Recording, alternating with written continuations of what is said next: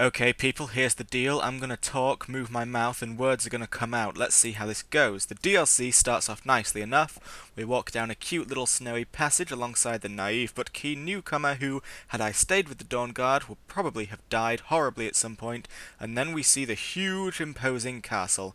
We join the Dawnguard and get a bit of exposition regarding some vigilant blokes who'd recently had a rough time, i.e. all died, and are briefly shown how crossbows work. Then we're sent on an adventure to investigate a cave in which vampires are up to naughty things. Inside this cave we meet new fan favourite Serana, who puts less effort into her lines than I do into mine when recording these flimsy reviews. Still, perhaps that's part of her charm, the sort of snide, disinterested sidekick. They could have written her a few more lines though, as I heard her remark upon the weather and wonder where various enemies came from a cajillion zillion times. Anyway, she takes us back to her dad's castle, and I'm surprised no one has yet thought to raise an army against it, since it's hardly hidden away or anything, and we meet Daddy Vamps, known as Lord Harkon. He throws a strop over the possibility of having to say he missed his daughter, and then makes a snide remark against his wife, which makes me think he's either not over her, and still deeply in love, and lashing out for that fact, or he's just a petty brat who can't get over things, which happened thousands of years ago. Probably the latter, for the big bad of this expansion really is a prissy little whiner. Anyway, all of a sudden, we're given the offer of becoming a vampire, and, well, Pix and Pooks has become a werewolf on a whim before, so why not this, eh? I do regret missing out on the cute huskies that the Dawnguard have access to, and I'd be interested to see what becomes of the Dawnguard if you stay with them, but given that this is Bethesda we're talking about, I probably aren't missing much in the way of interesting character development. And yes, probably aren't is good grammar, people. Trust me on this. In fact, it is a bit of a shame that we never see hide nor hair of the Dawnguard again, save for the odd random encounter with nameless NPCs. I suppose it makes sense that the Dawnguard would totally write you off given that you said all of 2 words to them before vamping it up, but as a consequence, the Dawnguard just become completely inconsequential. Were you with the Dawnguard, I'd imagine you'd be leading them to glory as we took the vampires down, but this way they become nothing more than gnats you have to swat every now and then.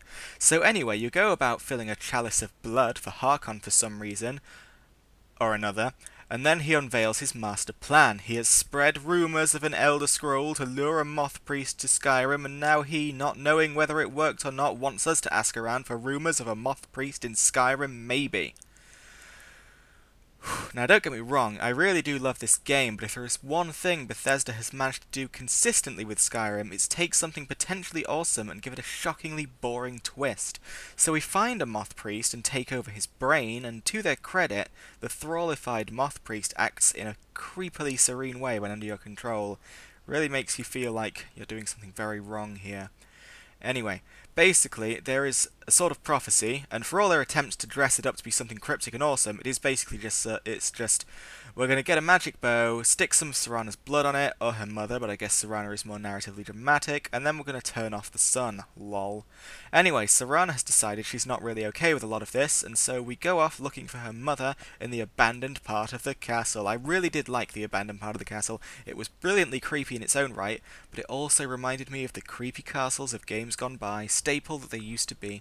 Anyway, then we find Mama's old laboratory, and we take a portal into another dimension, which is horrible. And then we meet Serana's mother, who is pretty emotionally sterile, so I guess it runs in the family, and then we kill some dudes, and then a big dragon dude, and then we get back, and then we read the Elder Scrolls, and we go on a really cool adventure, and then we come back and kill Harkon, and everything's fine. Sorry, I just sort of skimmed the end there, but you know how it goes, you just watched it, and there's not much to comment on from a story perspective. Everything that was expected to happen, on account of the prophecy saying so, happened. Fine. The Snow Elves was a nice surprise, but ultimately nothing came of it. I can only assume that Knight Paladin Gelabor continued to live in that cave forever. I'm wondering why the Dwemer chose to blind the Falmer, though. I just can't see any reason for it beyond dickishness. I hope Bethesda, build on that at some point, though maybe it's best left unbuilt. I'm not sure I can trust them to come up with a good payoff. Anyway, despite its predictable and very spelled out story, Dawnguard is really good. The environments you travel in are beautiful, and the spectacles and set pieces are properly entertaining, and it's been a while since Skyrim brought something exciting to the table. It's a shame then that the game is so unbalanced. We have crossbows and a cool new vampire form, as well as improved werewolf form, with its own perk tree and all sorts of new and exciting battle options, including plenty in the vanilla game I never got round to trying.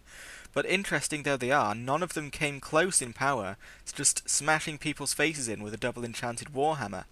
Granted, it might have been on me to be more interesting, but really the game itself should put more effort into balancing its various modes of combat so that all are viable without having to turn the difficulty down. It's probably the sort of thing a mod could fix though, so I'll keep an eye out. Anyway, that's all I've really got to say on Dawnguard.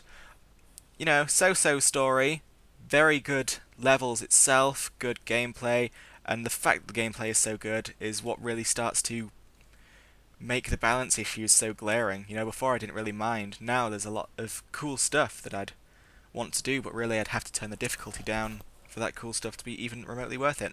So, before we wrap up with Dawnguard, this is basically me done with Skyrim. I mean, I know there is another DLC coming out eventually for PC, called Dragonborn, and you better believe I'll be all over that when it comes out, but until then, this is Skyrim done. So I guess I'll just wrap all of this up in one massive chunk by saying that for all my moaning, for all my, you know, complaints about the story, about some aspects of the game, it really has been a pleasure to play. This game has taken me almost a year to do, and pretty much none. Ooh, my voice broke.